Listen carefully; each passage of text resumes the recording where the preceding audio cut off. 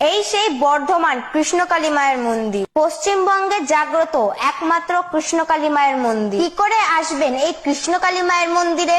যে কোনো পথে বর্ধমান স্টেশনে আসুন। স্টেশন থেকে টোটো দাদাদের বলুন কৃষ্ণকালী মায়ের মন্দিরে যাব। 30 টাকার ভাড়াতে আপনাকে পৌঁছে দেবে কৃষ্ণকালী মায়ের মন্দিরে। এখানেই রয়েছে সেই জাগ্রত কৃষ্ণকালী মা। প্রতি শনিবার ও মঙ্গলবার বিশেষ পুজো করা হয় এই কৃষ্ণকালী মায়ের মন্দিরে। আপনারা হয়তো ভিডিওর মাধ্যমে জেনেছেন কৃষ্ণকালী মায়ের মন্দির বন্ধ হয়ে গেছে।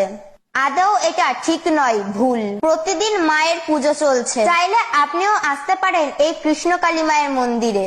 যারা দূর দূরান্ত থেকে আসতে পারছেন না তাদের জন্য কৃষ্ণকালী মায়ের মূল মন্ত্র বাড়িতে বসে 108 বার মায়ের নাম জপ করুন। জয় কৃষ্ণকালী মায়ের জয়, জয় কৃষ্ণকালী মায়ের জয়, জয় কৃষ্ণকালী মায়ের জয়, জয় সোনা মায়ের জয়, জয় সোনা মায়ের জয়, জয় মঙ্গলা মায়ের জয়। দেখবেন তাতেই আপনি উদ্ধার হয়ে যাবেন।